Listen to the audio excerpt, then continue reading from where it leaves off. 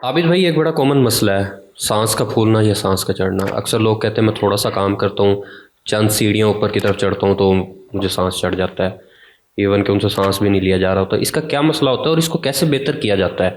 देखिए, जब आप आराम पसंद हो जाते हैं ना तो ये काम होगा। बॉडी का सांस लेने का पूरा एक प्रोसीजर है, ठीक है।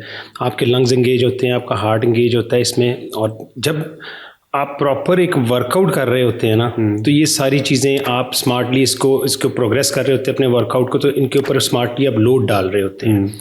अगर आप प्रॉपर हेल्दी हैं तो फिर आपका day by day, week by week, month by month आपका ये पूरा सिस्टम जो कार्डियो रेस्पिरेटरी सिस्टम है आपका, ये बेहतर हो रहा है। आपके लंग्स की कैपेसिटी बढ़ रही होती है ऑक्सीजन के इनटेक के लिए और कार्बन डाइऑक्साइड को एक्सेल करने के लिए। सेम इसी तरह आपके हार्ट मसल जो हैं वो स्ट्रांग हो रहे होते हैं। जब वो स्ट्रांग होते हैं तो हार्ट जो है एफिशिएंट हो जाता है। लेट्स सपोज एक सेडेंटरी जो लाइफस्टाइल गुजार रहा है उसका हार्ट बीट भी आप चेक करेंगे तो नॉर्मल हार्ट बीट जो उनकी रिलैक्स पे है वो ज़्यादा होगी, इट वुड बी अराउंड 100। ठीक है। तो एक जो हेल्दी बंदा है, जो वर्कआउट करता है, जो प्रॉपर अपना खुद को ट्रेन करता है, उसका हार्ट रेट चेक करेंगे आप, नॉर्मल अगर वो बैठा हुआ है, रिलैक्स बैठा हुआ है तो 60-70 के दरमियान होगा। ठीक है। तो आप देखेंगे 1 मिनट की 30-35 बीट्स का फर्क पड़ रहा है। तो अगर आप ये दिन पे लेके जाएंगे तो आप काउंट देखेंगे फिर आप हैरान होंगे कि एक दिन में एक सेडेंटरी लाइफस्टाइल का जो बंदा है उसका हार्ट कितनी मरतबा पंप कर रहा है और दूसरा जो नॉर्मल है उसका हार्ट कितनी मरतबा पंप कर रहा है। जब ये दोनों डिफरेंस आएंगे और ऑब्वियसली जो मशीन ज़्यादा यूज़ हो रही है उसका वेयर एंड टेयर भी ज़्यादा होगा। हालांकि दोनों का काम क्या है कि पूरी बॉडी को ब्लड सप्लाई करना है। जब आप प्रॉपर वर्कआउट कर रहे होते हैं तो बॉडी की जो सेल्स होते हैं उनका भी ऑक्सीजन इनटेक और कार्बन डाइऑक्साइड को दोबारा वापस देने की एबिलिटी बढ़ती जाती है। जब ये एबिलिटी बढ़ती है, हार्ट मसल स्ट्रांग होते हैं, लंग्स स्ट्रांग होते हैं, तो ऑटोमेटिकली आपका जो सांस लेने का पूरा प्रोसेस है ये बेहतर होता है और आपका जो सांस फूलना है वो बहुत कम हो जाता है। ठीक है। तो ये पूरा एक प्रोसेस है। अच्छा, इसका शिकार ख़वातीन भी होती हैं, ठीक है, उनको भी ये मसला होता है। अब आप मुझे ये बताएं, वो घर पे रहते हुए मर्द और ख़वातीन इसको कैसे बेहतर कर सकते हैं? उनको क्या एक्सरसाइज करनी चाहिए? अगर वो वॉक कर सकते हैं तो कितनी देर, किस टाइम वॉक करनी चाहिए? अपना लाइफस्टाइल बेहतर कैसे कर सकते हैं? देखिए, हमारे घर की ख़वातीन ना, उन्हें वो घर के काम करती है ना तो लगता है कि मैं बहुत कुछ कर रही हूँ। एक्सरसाइज आपको एक रूटीन बनानी पड़ती है जिसमें एटलीस्ट आप 25-30 मिनट का एक कंटिन्यूस कोई वर्कआउट डिज़ाइन कर लें, वो रखें। वो चाहे बिल्कुल लो इंटेंसिटी का हो।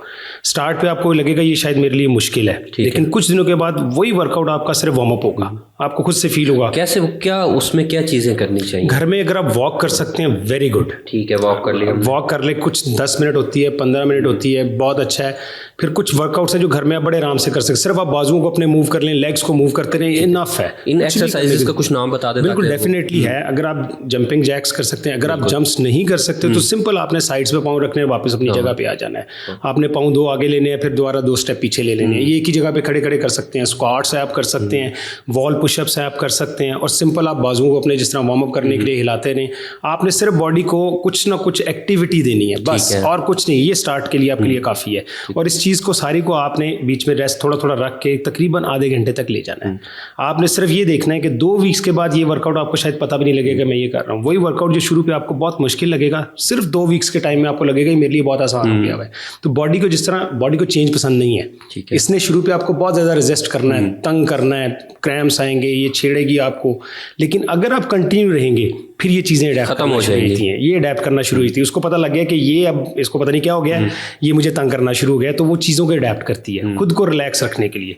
वो आपके वो जो काम कर रहे हैं उनके लिए, उसके लिए बॉडी खुद के लिए ईजी बनाना शुरू हो जाएगी। लेकिन आबिद भाई, जो आपने एक्सरसाइजेस बताई हैं ये अब हर बंदे के लिए नहीं है, क्योंकि कुछ लोग 120 kg, 110, 190, ठीक है, इसके लिए बेहतर किसी से मशवरा करना लाजमी है या हर बंदा कर सकता है? डेफिनेटली जी। जिस तरह आपको, अगर आप बीमार होते हैं तो आप डॉक्टर से मशवरा करते हैं तो आपके लिए चीज़ें बहुत आसान हो जाती हैं। कुछ लोग खुद से अपना इलाज करना शुरू करते हैं, लेकिन प्रोसीजर लंबा भी हो जाता है, कई मरतबा ख़राब हो जाता है, लेकिन वही चीज़ आपके लिए डॉक्टर बड़ी आसान कर देता है। तो सेम केस इस तरह भी आप ह्यूमन बॉडी को डील कर रहे हैं तो अगर आप किसी प्रोफेशनल से मशवरा कर लेंगे तो चीज़ें बहुत आसान हो जाती हैं आपके लिए। आपको शुरू पे तंगी होती है, डेफिनेटली होती है, क्योंकि आपकी रूटीन चेंज होती है, आपकी आदत कुछ बनी होती है, वो चेंज हो रही होती है, वो करनी पड़ती है आपको अपना लाइफ स्टाइल चेंज करना पड़ता है। लेकिन अगर आप 3 से 6 महीने उसको कंटिन्यू करते हैं ना तो उसके बाद जो आपको रिजल्ट मिलते हैं ना वो हैरानकुन होते हैं, डेफिनेटली होते हैं। ठीक है।